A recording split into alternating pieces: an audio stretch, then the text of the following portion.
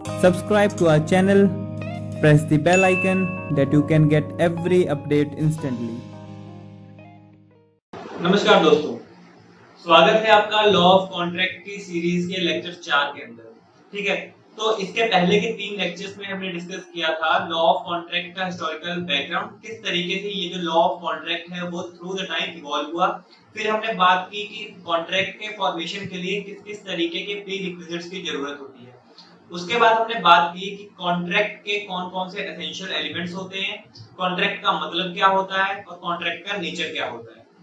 आज के वीडियो में हम बात करने वाले हैं टाइप्स ऑफ कॉन्ट्रैक्ट, यानी कि कॉन्ट्रैक्ट किस किस टाइप्स के होते हैं। तो अगर मैं कॉन्ट्रैक्ट्स के टाइप्स की बात करूं तो मेनली जो कॉन्ट्रैक्ट्स हैं वो 4 तरीके से क्लासिफाई किए गए हैं।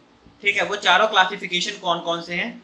पहला है on the basis of creation, दूसरा है on the basis of execution, तीसरा है on the basis of enforceability और चौथा है on the basis of form of contract. ठीक है, कि क्रिएशन के बेसिस के ऊपर कॉन्ट्रैक्ट, फिर एग्जीक्यूशन के बेसिस के ऊपर कॉन्ट्रैक्ट, फिर एनफोर्सेबिलिटी के बेसिस के ऊपर कॉन्ट्रैक्ट और उसके बाद on the basis of form of the contract.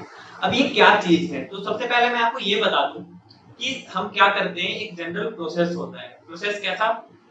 सबसे पहले तो हम कॉन्ट्रैक्ट को क्रिएट करते हैं, फिर जब कॉन्ट्रैक्ट क्रिएट हो जाता है तो फिर ये देखने वाली बात होती है कि क्या ये कॉन्ट्रैक्ट एनफोर्सिएबल है कि नहीं, मतलब क्या इस कॉन्ट्रैक्ट को हम बाय लॉ या लीगल तरीके से इस कॉन्ट्रैक्ट को हम एनफोर्स करवा सकते हैं कि नहीं।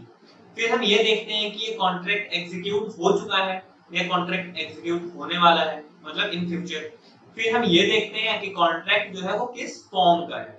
ठीक है, अब वन बाय वन करके हम देखते हैं, इन चारों जो क्लासिफिकेशंस है उनको इन डिटेल डिस्कस करते हैं। ठीक है, तो सबसे पहला है on the basis of creation, कि क्रिएशन के बेसिस के ऊपर कॉन्ट्रैक्ट किन किन टाइप के होते हैं। तो अगर मैं क्रिएशन की बात करूं तो क्रिएशन के बेसिस पे कॉन्ट्रैक्ट मेनली 3 टाइप के होते हैं, 3 टाइप्स के होते हैं, या हम ये कह सकते हैं कि इस क्लासिफिकेशन की सब क्लासिफिकेशन है ये 3 टाइप। पहला है एक्सप्रेस कॉन्ट्रैक्ट, दूसरा है इम्प्लाइड कॉन्ट्रैक्ट, तीसरा है क्वाजी कॉन्ट्रैक्ट। ठीक है, तो सबसे पहले हम बात करते हैं एक्सप्रेस कॉन्ट्रैक्ट की। एक्सप्रेस कॉन्ट्रैक्ट क्या होता है? तो यार जो भी कॉन्ट्रैक्ट इस तरीके से बनाया जाता है जिसके अंदर हम या तो राइटिंग में कॉन्ट्रैक्ट बनाते हैं या फिर हम वर्बली कॉन्ट्रैक्ट बनाते हैं, यानी कि कोई भी कॉन्ट्रैक्ट या तो राइटिंग में हो या फिर स्पोकन कॉन्ट्रैक्ट हो, उसे हम क्या बोलेंगे? एक्सप्रेस कॉन्ट्रैक्ट बोलेंगे। ठीक है, जनरली जितने भी कॉन्ट्रैक्ट होते हैं वो इसी तरीके से बनाए जाते हैं, या तो आप बोल के कॉन्ट्रैक्ट बनाते हो या फिर आप लिख के राइटिंग में जो भेजते हैं, जो एक पूरा प्रोसीजर होता है उस तरीके से कॉन्ट्रैक्ट बनाते हो। ठीक है, ये हो गया एक तरीका कॉन्ट्रैक्ट का, एक्सप्रेस कॉन्ट्रैक्ट। सेकंड है इम्प्लाइड कॉन्ट्रैक्ट। अब इम्प्लाइड कॉन्ट्रैक्ट क्या होता है? इम्प्लाइड कॉन्ट्रैक्ट का मतलब होता है जो भी कॉन्ट्रैक्ट किसी के एक्ट से पता चलता है, मतलब कि पार्टीज ने कोई एक्ट परफॉर्म किया और उस एक्ट को परफॉर्म करने के बाद पता लगे कि कॉन्ट्रैक्ट फॉर्म हुआ है, मतलब उस एक्ट को मद्देनजर रखते हुए हम ये बता सकें कि कॉन्ट्रैक्ट हुआ है। ठीक है, अब इसके लिए मैं सबसे पहले आपको एक एग्जांपल देता हूं।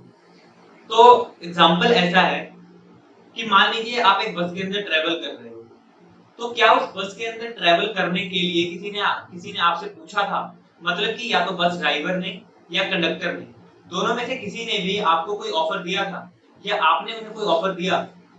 आंसर है नो। तो दोनों में से किसी ने कोई ऑफर नहीं दिया। ऑफर नहीं दिया तो एक्सेप्टेंस का तो सवाल ही नहीं आता है। तो जब ऑफर नहीं है, एक्सेप्टेंस नहीं है, तो हमने एसेंशियल एलिमेंट्स के अंदर में क्या पढ़ा था कि कॉन्ट्रैक्ट के फॉर्मेशन के लिए सबसे बेसिक चीज है कि ऑफर होना चाहिए और फिर एक्सेप्टेंस भी होनी चाहिए। लेकिन यहाँ पर अगर हम ऊपरी तौर पे देखें तो किसी ने ना कोई ऑफर दिया वर्बली, ना ही रिटर्न में, ना ही कोई एक्सेप्टेंस आई वर्बली और रिटर्न में।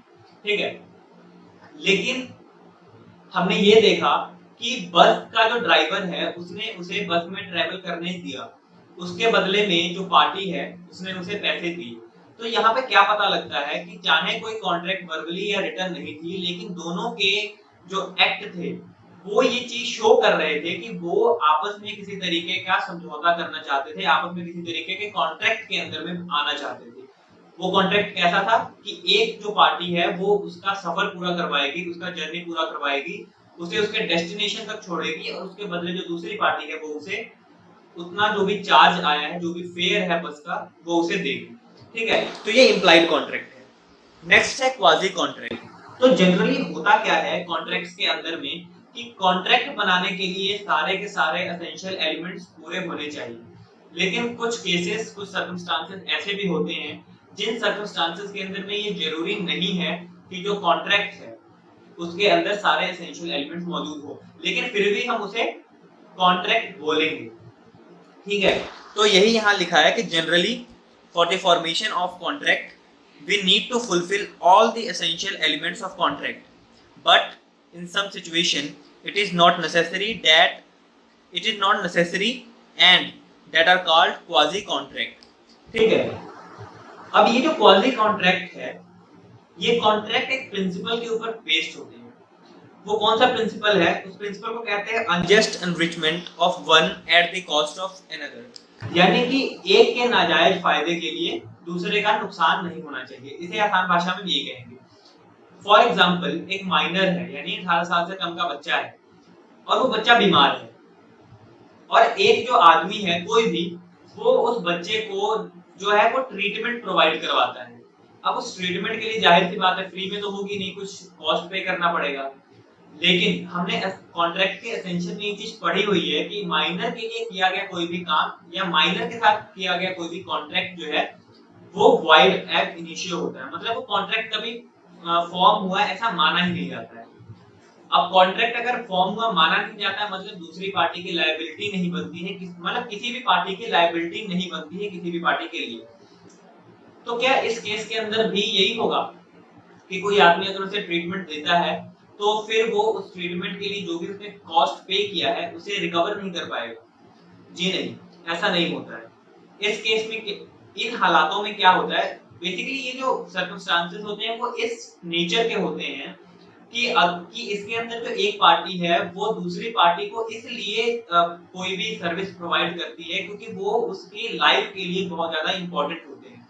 वो सर्विस उसके लाइफ के बेसिक नीड्स होते हैं। जैसे यहाँ पर अगर वो उसे ट्रीटमेंट ना दे, ट्रीटमेंट ना प्रोवाइड करवाए तो उसकी जान चली जा सकती है। ठीक है, तो जहां कहीं भी बेसिक नेसेसिटीज को पूरा करने के लिए कोई भी सर्विस प्रोवाइड की जाती है तो वहां पर ये क्वाजी कॉन्ट्रैक्ट्स बन जाते हैं। मतलब यहाँ पर जो दूसरी पार्टी होती है वो भी उस कॉन्ट्रैक्ट में अपने आप बाउंड हो जाती है कि जो भी खर्चा या जो भी पेमेंट, जो भी कॉस्ट उसने बेयर किया है उस पार्टी के लिए वो उसे वापस करे, जो पहली पार्टी है जिसने कॉस्ट बेयर किया है उसे। ठीक है, यही है यहाँ पर a help the minor for his medical treatment. अब ये जो मेडिकल ट्रीटमेंट है वो क्या है, वो उसकी बेसिक नेसेसिटीज हैं, तो उसकी जिम्मेवारी बनती है कि वो जो भी मतलब उसके पेरेंट्स हैं या उसके गार्जियन हैं वो उसे, जिस पर्सन ने उसे जो भी मेडिकल ट्रीटमेंट है वो प्रोवाइड करवाई है उसे वो रीपे करें उसके सारे कॉस्ट। तो ये था on the basis of creation. Next है on the basis of enforceability. अब आपने कॉन्ट्रैक्ट क्रिएट कर लिया है। अब कॉन्ट्रैक्ट क्रिएट करने के बाद देखना जरूरी है कि क्या ये कॉन्ट्रैक्ट उस नेचर का है जिसे एनफोर्स कराया जा सके। एनफोर्स मतलब कि जिसे बाय लॉ एनफोर्स कराया जा सके। ठीक है, अब इसमें क्या होता है, इसमें कुछ टाइप के कॉन्ट्रैक्ट्स होते हैं on the basis of enforceability, जिसमें पहला है इल्लीगल कॉन्ट्रैक्ट, दूसरा है वॉइड कॉन्ट्रैक्ट, तीसरा है वैलिड कॉन्ट्रैक्ट, चौथा है वॉइडेबल कॉन्ट्रैक्ट और पांचवा है अनएनफोर्सिएबल कॉन्ट्रैक्ट। ठीक है, तो आइए देखते हैं इसे एक एक करके। तो सबसे पहला है इल्लीगल कॉन्ट्रैक्ट्स। इल्लीगल कॉन्ट्रैक्ट्स कौन कौन से होते हैं? जाहिर सी बात है जो भी कॉन्ट्रैक्ट लीगल नहीं होंगे, यानी कि जो भी कॉन्ट्रैक्ट लॉ के अगेंस्ट होंगे उसे हम इल्लीगल कॉन्ट्रैक्ट्स बोलेंगे। तो इल्लीगल कॉन्ट्रैक्ट्स वो कॉन्ट्रैक्ट होते हैं जो कि कॉन्ट्ररी या कॉन्ट्रावेंशन होते हैं of a statutory provision. Statutory provision यानी कि जो भी लॉ कहता है, यानी कि कानून के अगेंस्ट जो भी कॉन्ट्रैक्ट्स फॉर्म होंगे वो सारे के सारे कॉन्ट्रैक्ट जो हैं वो वॉइड एब इनिशियो होंगे। ठीक है, ये इलीगल कॉन्ट्रैक्ट्स हो गए। नेक्स्ट है वॉइड कॉन्ट्रैक्ट। वॉइड कॉन्ट्रैक्ट कौन से होते हैं? तो वॉइड कॉन्ट्रैक्ट वो होते हैं जो contract at the time of agreement, उस टाइम पर तो एनफोर्सिएबल होंगे लेकिन लेटर ऑन वो जो है वो वॉइड बन जाएंगे। अच्छा, ये कैसे हो सकता है? तो सबसे पहले मैं आपको एक एग्जांपल देता हूँ जिससे आपको ये चीज आसानी से समझ आ जाएगी। तो लेट्स सपोज कि आपने किसी आर्टिस्ट को एक आर्टिस्ट के साथ एक कॉन्ट्रैक्ट किया है जिसमें उस जो आर्टिस्ट है उसे आपकी कोई पोर्ट्रेट या आपकी कोई भी स्केच। तो इस केस में क्या हो रहा है कि कॉन्ट्रैक्ट वो जो एग्रीमेंट है उस एग्रीमेंट के अंदर सारे के सारे एसेंशियल एलिमेंट भी प्रेजेंट हैं, लेकिन लेटर ऑन तो मतलब उस कॉन्ट्रैक्ट के अंदर अगर सारे के सारे एसेंशियल एलिमेंट प्रेजेंट है तो हम ये कह सकते हैं कि वो कॉन्ट्रैक्ट जो है वो इन्फोर्सिएबल है। लेकिन आगे जाके क्या होता है कि उसके जो मतलब जो भी आर्टिस्ट है उसे कोई प्रॉब्लम आ जाती है। लेट्स से कि उसका जो जिस हाथ से वो पेंटिंग बनाता है वो हाथ ही टूट जाता है, तो क्या अब वो जो आर्टिस्ट है वो उस पेंटिंग को बनाने के काबिल है? नहीं है। लेकिन वो आर्टिस्ट लेकिन ऐसा हो सकता है कि वो आर्टिस्ट अपने किसी और आदमी को कह दे कि भाई तू इसकी पेंटिंग बना दे, लेकिन आपने उस आर्टिस्ट को पेंटिंग बनाने के लिए उसी आर्टिस्ट को क्यों कहा था? क्योंकि आपको उसके जो स्किल थे उसके ऊपर भरोसा था। मतलब आपने उस आदमी को उसके स्किल के बेसिस के ऊपर कॉन्ट्रैक्ट दिया था, लेकिन अब वो आदमी अपने स्किल को प्रेजेंट करने के, अपने स्किल को एक्सरसाइज करने के काबिल ही नहीं बचा क्योंकि उसका हाथ ही नहीं रह गया। तो इस केस के अंदर क्या होगा, वो कॉन्ट्रैक्ट जो है वो लेटर ऑन वॉइड हो जाएगा। क्यों? क्योंकि इसके अंदर इम्पॉसिबिलिटी ऑफ कॉन्ट्रैक्ट आ गया। ठीक है, तो अब ये कॉन्ट्रैक्ट को आप इन्फोर्सेबल नहीं करवा सकते क्योंकि ये कॉन्ट्रैक्ट अब इम्पॉसिबल हो चुका है। ठीक है, तो enforceable at the time of agreement but later on become void due to some reasons जैसे इलीगैलिटी और इम्पॉसिबिलिटी एक्सेट्रा, उसे हम क्या बोलेंगे? Void contract. नेक्स्ट है कि कौन कौन से कंडीशंस के ऊपर ये जो एग्रीमेंट्स हैं या कॉन्ट्रैक्ट हैं उन्हें हम वॉइड डिक्लेयर कर सकते हैं। ठीक है, अब ये फॉलोइंग टाइप्स हैं जिनके बेसिस के ऊपर हम इसे वॉइड डिक्लेयर कर सकते हैं। तो पहला है जो एग्रीमेंट ऐसा हो जिसका कुछ पार्ट जो है वो अनलॉफुल हो। नेक्स्ट है एग्रीमेंट्स विदाउट कंसिडरेशन, वैसे एग्रीमेंट जिनके अंदर में कंसिडरेशन ही ना हो। उसके बाद है agreements in restraint of marriage, वो एग्रीमेंट जो कि मैरिज में बाधा डालते हो, मैरिज में रिस्ट्रेंट डालते हो, यानी कि कोई ऐसा एग्रीमेंट जो कि किसी इंसान को मैरिज करने से रोक रहा हो। फिर agreement in restraint of trade, जो किसी को ट्रेड करने से रोक रहा हो, कोई भी व्यवसाय करने से रोक रहा हो। फिर agreements in restraint of legal proceeding, वैसे एग्रीमेंट जो एग्रीमेंट्स किसी को लीगल प्रोसीडिंग यानी कि किसी भी तरीके से कोर्ट में जाने से रोक रहे हो, मतलब अगर आपको किसी के खिलाफ कोई केस करना है और कोई ऐसा एग्रीमेंट उस इंसान ने फॉर्म करवा लिया है कि जिससे कि आप उस बंदे जिसके अंदर ये लिखा हुआ है कि आप उस इंडिविजुअल के अगेंस्ट कोई भी केस नहीं कर सकते, तो वो एग्रीमेंट अपने आप में ही वॉइड होता है। उसके बाद में ऐसा एग्रीमेंट जिसका कोई मतलब ही ना बन रहा हो, जैसे कि कह देते हैं चांद तारे तोड़ लेने का, मुर्दा आदमी को जिंदा कर देने का, भूत वगैरह को ले आने का, या ऐसे कॉन्ट्रैक्ट। ठीक है, भूत दिखाने के कॉन्ट्रैक्ट, जादू दिखाने के कॉन्ट्रैक्ट, ऐसे कॉन्ट्रैक्ट। ठीक है, ये कॉन्ट्रैक्ट जो होंगे वो अनमीनिंगफुल कॉन्ट्रैक्ट होते हैं, इनका कोई मतलब नहीं होता है, तो ये वॉइड होते हैं। नेक्स्ट है वेजरिंग एग्रीमेंट, वेजरिंग यानी कि जुआ। ठीक है, जुए के लिए कोई एग्रीमेंट हो रहा हो, सट्टा, ये चीजें हो गई, तो ये सारे के सारे जो होते हैं वो वॉइड होते हैं। नेक्स्ट है वैलिड कॉन्ट्रैक्ट। वैलिड कॉन्ट्रैक्ट कौन कौन से होते हैं? ठीक है, तो अब तक हमने दो बात की, एक जो इलीगल नेचर के होते हैं, इलीगल, और दूसरा हमने बात की जो कि वॉइड होते हैं। इन कॉन्ट्रैक्ट्स को तो आप परफॉर्म करवा ही नहीं सकते। नेक्स्ट है वैलिड कॉन्ट्रैक्ट। अब ये कॉन्ट्रैक्ट वो होते हैं जो कि एनफोर्सिएबल होते हैं, मतलब अगर एक पार्टी उस कॉन्ट्रैक्ट को ब्रीच करे या एक पार्टी उस कॉन्ट्रैक्ट से रिवोक होने की कोशिश करे, वो कहे कि मैं इस कॉन्ट्रैक्ट को पूरा नहीं करूंगा, तो आप उस कॉन्ट्रैक्ट को एनफोर्स करवा सकते हो। और ये वो कॉन्ट्रैक्ट होते हैं जो कि सारे के सारे एसेंशियल एलिमेंट्स जो है कॉन्ट्रैक्ट के उसे सेटिस्फाई करते हैं। ठीक है, नेक्स्ट है वॉइडेबल कॉन्ट्रैक्ट। अब जैसे कि वॉइड कॉन्ट्रैक्ट कौन से होते हैं? वॉइड कॉन्ट्रैक्ट वो होते हैं जो कि नल हो सके, यानी कि जिन्हें हम जो कॉन्ट्रैक्ट जिसे माना ही ना जाए। तो वॉइडेबल कौन से हो गए कॉन्ट्रैक्ट? जो कॉन्ट्रैक्ट वॉइड होने के लायक हो। अब वॉइडेबल कॉन्ट्रैक्ट जो है उसके बारे में सेक्शन 2A क्या बोलता है, 2(1) क्या बोलता है कॉन्ट्रैक्ट एक्ट का? An agreement which is enforceable by law at the option of one or more of the parties thereto, but not at the option of the other, is a voidable contract. मतलब कि वैसा contract जो कि एक आदमी या एक party के साइड से तो परफॉर्म करने के लायक हो, लेकिन जो दूसरी पार्टी है उसकी तरफ से परफॉर्म करने के लायक ना हो, उसे हम वॉइडेबल कॉन्ट्रैक्ट बोलते हैं। अब वॉइडेबल कॉन्ट्रैक्ट के लिए जरूरी क्या है, तो आगे इसके बारे में पढ़ते हैं। तो आगे ये कहता है कि a free consent which is defined in section 14 of the act is an essential element of a valid contract. ठीक है, कि सेक्शन 14 जो होता है वो फ्री कंसेंट के बारे में बात करता है, और किसी भी कॉन्ट्रैक्ट के फॉर्मेशन के लिए फ्री कंसेंट होना जरूरी होता है। नेक्स्ट है कि consent is free when it is not obtained by coercion, undue influence, fraud, misrepresentation. तो अगर इन एलिमेंट्स के यानी कि coercion, undue influence, fraud, misrepresentation, इनके कारण अगर कॉन्ट्रैक्ट के अंदर में कंसेंट लिया जाता है तो उसे हम क्या बोलेंगे, कॉन्ट्रैक्ट क्या है, वॉइडेबल है। At the option of the party whose consent was so caused, यानी कि जिस पार्टी का कंसेंट जो है वो लिया गया है फ्रॉड से या कोअर्जन से या अनड्यू इन्फ्लुएंस या इस तरीकों से। मतलब ये सेक्शन ये कहता है कि वॉइडेबल कॉन्ट्रैक्ट वो कॉन्ट्रैक्ट होते हैं जो कि एक पार्टी के ऑप्शन पर तो परफॉर्म करने लायक होते हैं, लेकिन दूसरी पार्टी के ऑप्शन के ऊपर परफॉर्म करने लायक नहीं होते हैं।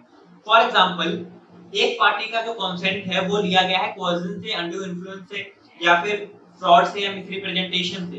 तो जिस पार्टी का कंसेंट इस तरीके से लिया गया है, जाहिर सी बात है कि वो पार्टी ये नहीं चाहेगी कि उसका जो मतलब कि वो कॉन्ट्रैक्ट परफॉर्म करे, क्योंकि जाहिर सी बात है उसका कंसेंट इसीलिए इन तरीकों से लिया गया है क्योंकि असल में तो उसका फायदा था ही नहीं। तो जिस पार्टी का कंसेंट इस तरीके से लिया गया है वो पार्टी जाहिर सी बात है नहीं चाहेगी कि उसका मतलब वो कॉन्ट्रैक्ट को परफॉर्म करे, लेकिन दूसरी पार्टी जिसने ये कॉन्ट्रैक्ट कंसेंट लिया है वो अपने फायदे के लिए उसे वो परफॉर्म करवाना चाहेगा। तो यहाँ पर एक पार्टी की तरफ से तो डिजायरेबल है लेकिन दूसरी पार्टी की तरफ से डिजायरेबल नहीं है। तो इस केस में क्या होगा कि कॉन्ट्रैक्ट जो है वॉइडेबल होगा जिस पार्टी का कंसेंट इन गलत तरीकों से लिया गया है उसकी तरफ से। ठीक है, और एक और खास बात ये होती है कि वॉइडेबल कॉन्ट्रैक्ट है मतलब ये वॉइड होने के लायक है। इसे ये जो दूसरी पार्टी है जिसका कंसेंट गलत तरीके से लिया गया है वो वॉइड करार दे सकती है, उसे वॉइड करवा सकती है, लेकिन जब तक वो वॉइड करवा नहीं लेती तब तक उस कॉन्ट्रैक्ट को वैलिड माना जाएगा। जब वो उसे रेसिड कर लेगी, वो कोर्ट में जाके कहेगी कि मेरा कंसेंट इस तरीके से लिया गया है, उसके बाद फिर वो जो पार्टी है उसके बाद वो जो कॉन्ट्रैक्ट है उसे वॉइड करार दिया जाएगा। ठीक है, ये वॉइडेबल कॉन्ट्रैक्ट है। नेक्स्ट और लास्ट है अनएनफोर्सेबल कॉन्ट्रैक्ट। अनएनफोर्सेबल कॉन्ट्रैक्ट वो कॉन्ट्रैक्ट होते हैं जो कॉन्ट्रैक्ट ऐसे इन नेचर के होते हैं जो कि एनफोर्स होने लायक ही नहीं होते हैं। It is one which is good in substance but because of some technical defect one or both parties cannot be sued on it. This defect may be the absence of writing, registration, time barred by law or limitation act. मतलब ये आसान भाषा में हम ऐसे कह सकते हैं कि वो कॉन्ट्रैक्ट जो कॉन्ट्रैक्ट में सब कुछ ठीक ठाक होता है लेकिन इस कॉन्ट्रैक्ट में थोड़ी बहुत कुछ टेक्निकल ग्लिचेस आ जाते हैं, टेक्निकल गड़बड़ियां आ जाती हैं जिनके कारण ये जो कॉन्ट्रैक्ट है वो अनएनफोर्सेबल हो जाता है। जैसे आपको कोई चीज राइटिंग में देनी हो, आपने नहीं दिया है, आपको किसी तरीके का उस कॉन्ट्रैक्ट में रजिस्ट्रेशन करवाना आपने नहीं करवाया है, इन सब चीजों के बेसिस पे एक बार जब आप ये सारी चीजें पूरी कर लेते हैं तो दोबारा से ये जो कॉन्ट्रैक्ट है वो क्या बन जाता है, वैलिड कॉन्ट्रैक्ट बन जाता है। तो ये था अनएनफोर्सेबल कॉन्ट्रैक्ट। तो अब क्रिएशन के बेसिस के ऊपर बात कर ली हमने, एनफोर्सेबिलिटी के बेसिस पे बात कर ली। नेक्स्ट स्टेप है एग्जीक्यूशन के बेसिस के ऊपर, यानी कि कॉन्ट्रैक्ट के एग्जीक्यूशन के बेसिस के ऊपर। अब एग्जीक्यूशन के बेसिस के ऊपर दो टाइप के कॉन्ट्रैक्ट होते हैं, एक एग्जीक्यूटेड कॉन्ट्रैक्ट होता है और एक एग्जीक्यूटरी कॉन्ट्रैक्ट होता है। एग्जीक्यूटेड यानी कि जो कॉन्ट्रैक्ट पहले से एग्जीक्यूट हो चुका है, एग्जीक्यूटरी कॉन्ट्रैक्ट वो कॉन्ट्रैक्ट जो कि अभी एग्जीक्यूट होना बाकी है। तो एग्जीक्यूटेड कॉन्ट्रैक्ट मतलब कि जो दोनों पार्टीज हैं इस कॉन्ट्रैक्ट के अंदर में उन्होंने अपने अपने हिस्से की जो भी जिम्मेवारी है वो जिम्मेवारियां पूरी कर ली है। When both the parties have completely performed their respective obligations, दोनों ने अपने अपने respective obligations जो है जिम्मेवारियां जो है उन्हें परफॉर्म कर लिया है, तो उन कॉन्ट्रैक्ट को हम क्या बोलेंगे, एग्जीक्यूटेड कॉन्ट्रैक्ट बोलेंगे। नेक्स्ट है एग्जीक्यूटरी कॉन्ट्रैक्ट। एग्जीक्यूटरी कॉन्ट्रैक्ट वो होते हैं जहां पर अभी एक पार्टी ने मतलब दोनों में से एक पार्टी ने या फिर दोनों ही पार्टी ने अभी अपनी अपनी जिम्मेवारियों को अपने अपने ऑब्लिगेशन को परफॉर्म करना है, अभी उन्हें हम क्या बोलेंगे, एग्जीक्यूटरी कॉन्ट्रैक्ट। ठीक है, अब नेक्स्ट है इसी के अंदर में ये जो कॉन्ट्रैक्ट है एग्जीक्यूटरी कॉन्ट्रैक्ट या एग्जीक्यूटेड कॉन्ट्रैक्ट, तो ये कॉन्ट्रैक्ट भी दो टाइप के होते हैं। पहला होता है यूनिलेटरल कॉन्ट्रैक्ट, यहाँ पे आप कॉन्ट्रैक्ट की जगह पे लिख लीजिएगा यूनिलेटरल कॉन्ट्रैक्ट। तो यूनिलेटरल कॉन्ट्रैक्ट कौन से होते हैं, अब जैसे नाम ही से पता लग रहा है यूनिलेटरल है, यानी कि ये कॉन्ट्रैक्ट जो है वो एक साइड से किया गया है। तो सबसे पहले आइए पढ़ते ही थे ये क्या कहता है कि they are one sided contracts. A unilateral promise is a promise from one side only and intended to induce some action by the other parties. The promisee is not bound to act, for he gives no promise from his side. But if he carries out the act desired by the promiser, he can hold the promiser on his promise. अब आसान भाषा में आपको मैं समझाऊं तो ये क्या होता है। ये यूनिलेटरल कॉन्ट्रैक्ट वो कॉन्ट्रैक्ट होते हैं जिन कॉन्ट्रैक्ट में सिर्फ एक जो पार्टी होती है, यानी जिसने ऑफर दिया होता है, वही कॉन्ट्रैक्ट से बाउंड होती है। ठीक है, दूसरी पार्टी जो है वो कॉन्ट्रैक्ट से बाउंड नहीं होती है तब तक जब तक उसने वो एक्ट परफॉर्म ना किया हो जिसका ऑफर जो प्रॉमिसर है उसने दिया है। फॉर एग्जाम्पल, अगर मैं किसी को ऑफर देता हूं कि अगर तूने पूरे इंडिया का चक्कर इस साइकिल के ऊपर लगा लिया तो मैं तुझे 5,000 रुपए दूंगा। अब सामने वाली पार्टी जो है इस टाइम पर वो उस चीज को करने के लिए बाउंड नहीं है, वो उसे जवाब दे चाहे ना दे। लेकिन अब यहाँ पर क्या है, यहाँ पर जिस पार्टी ने ऑफर दिया है कि अगर तूने इंडिया का पूरे का चक्कर लगा दिया साइकिल से तो मैं तुझे 5,000 रुपए दूंगा, तो वो पार्टी और जिस पार्टी को उसने ऑफर दिया है अभी उनमें कॉन्ट्रैक्ट फॉर्म नहीं हुआ है। लेकिन जैसे ही वो पार्टी जिसको ऑफर दिया गया है, यानी कि जो दूसरी एंड पे है, रिसीविंग एंड पे है, उसने अगर पूरे इंडिया का चक्कर उस साइकिल के ऊपर लगा दिया तो उस टाइम के ऊपर जिसने ऑफर दिया था उसे वो बाउंड हो जाएगा उस कॉन्ट्रैक्ट के अंदर और उसे पैसे देने के लिए, क्योंकि उसने कहने पर वो एक्ट परफॉर्म कर दिया है। लेकिन अगर वो पार्टी एक्ट परफॉर्म नहीं करता है तो ये जो पार्टी है ये बाउंड नहीं होगा। तो यहाँ क्या पता लगता है हमें कि सिर्फ इस पार्टी ने ऑफर दिया, लेकिन जब तक सामने वाली पार्टी उस ऑफर को परफॉर्म नहीं कर देती तब तक इनमें कॉन्ट्रैक्ट फॉर्म नहीं होगा। यानी कि सिर्फ इसमें ऑफर ही गया था, एक्सेप्टेंस की कोई सर्टेनिटी नहीं है, और ये एक साइड से ही हुआ था कॉन्ट्रैक्ट, यानी सिर्फ ऑफर ही दिया गया था, तो मतलब ये यूनिलेटरल कॉन्ट्रैक्ट है। ठीक है, उसका जो एक्सेप्टेंस है और कंसिडरेशन है उसे उसका मतलब जब उसने एक्ट परफॉर्म किया सेकंड पार्टी ने, उस एक्ट को ही उसकी एक्सेप्टेंस और उसका कंसिडरेशन जो है वो माना जाएगा। ठीक है, ये चीज है इसके अंदर। नेक्स्ट है बायलैटरल कॉन्ट्रैक्ट। बायलैटरल कॉन्ट्रैक्ट वो होता है जिसके अंदर दोनों पार्टीज एक साथ एंटर होती है। ठीक है, here both the parties are outstanding at the time of formation of contract, यानी कि जहाँ पे दोनों पार्टीज जो होती हैं वो एक साथ कॉन्ट्रैक्ट में एंटर होती है, यही होता है बायलैटरल कॉन्ट्रैक्ट। नेक्स्ट है on the basis of form of contract. On the basis of form of contract, अब ये क्या होते हैं on the basis of form of contract? इसका मतलब होता है कि कॉन्ट्रैक्ट किस तरीके का फॉर्म हुआ है। अब इसमें दो मेन होते हैं, एक सिंपल कॉन्ट्रैक्ट और एक फॉर्मल कॉन्ट्रैक्ट। सिंपल कॉन्ट्रैक्ट और फॉर्मल कॉन्ट्रैक्ट में क्या डिफरेंस होता है, आइए पढ़ते हैं। सिंपल कॉन्ट्रैक्ट वो कॉन्ट्रैक्ट होते हैं, यानी कि सिंपल कॉन्ट्रैक्ट जो है, all contracts other than formal contracts are single contract, यानी कि सारे के सारे contracts other than formal contracts, ठीक है, all contracts other than formal contracts, वो जो है वो उन्हें हम सिंपल कॉन्ट्रैक्ट बोलेंगे। ठीक है, और तो फॉर्मल कॉन्ट्रैक्ट कौन से होते हैं? फॉर्मल कॉन्ट्रैक्ट होते हैं, मतलब बस फॉर्मल कॉन्ट्रैक्ट के अंदर हम दो चीज कंसीडर करते हैं, कॉन्ट्रैक्ट अंडर सील और कॉन्ट्रैक्ट ऑफ रिकॉर्ड। ठीक है, कॉन्ट्रैक्ट अगर कॉन्ट्रैक्ट अंडर सील और कॉन्ट्रैक्ट ऑफ रिकॉर्ड, इन दोनों को हम फॉर्मल कॉन्ट्रैक्ट में मान के चलते हैं, इन्हें हम फॉर्मल कॉन्ट्रैक्ट कहते हैं। इसके अलावा जितने भी कॉन्ट्रैक्ट होते हैं वो सिंपल कॉन्ट्रैक्ट होते हैं। अब सिंपल कॉन्ट्रैक्ट और फॉर्मल कॉन्ट्रैक्ट में क्या जरूरी है, एक और चीज या क्या डिफरेंस है इनके बीच में, ये देख लेते हैं। तो जो सिंपल कॉन्ट्रैक्ट होते हैं उनके अंदर कंसिडरेशन जो है वो जरूरी होता है, लेकिन जो फॉर्मल कॉन्ट्रैक्ट होते हैं उनके अंदर कंसिडरेशन जरूरी नहीं होता है। ठीक है, इस जितने भी कॉन्ट्रैक्ट होते हैं इनके अलावा वो हमने देखा कि वो सिंपल कॉन्ट्रैक्ट होते हैं, और इंडियन लॉ जो है ये सिर्फ सिंपल कॉन्ट्रैक्ट्स को रिकॉग्नाइज करता है। फॉर्मल कॉन्ट्रैक्ट में कंसिडरेशन की जरूरत नहीं होती है। ठीक है, ये देखना, ये सिर्फ इसीलिए कॉन्ट्रैक्ट बनाए जाते हैं, required to satisfy certain legal formalities in order to valid binding. कुछ लीगल फॉर्मेलिटीज को पूरा करने के लिए ही फॉर्मल कॉन्ट्रैक्ट किए जाते हैं, तो इसमें हम कंसिडरेशन को इंपॉर्टेंट नहीं मानते, ठीक है। तो ये है on the basis of form of contract. तो आज की वीडियो में हमने देखा कि कौन कौन से टाइप के कॉन्ट्रैक्ट होते हैं, इन क्लासिफिकेशंस को हमने देखा। आशा करता हूं आपको ये वीडियो अच्छी लगी होगी, आपको इस वीडियो में बताई गई चीजें समझ आई होंगी। Thank you for watching this video and have a nice day.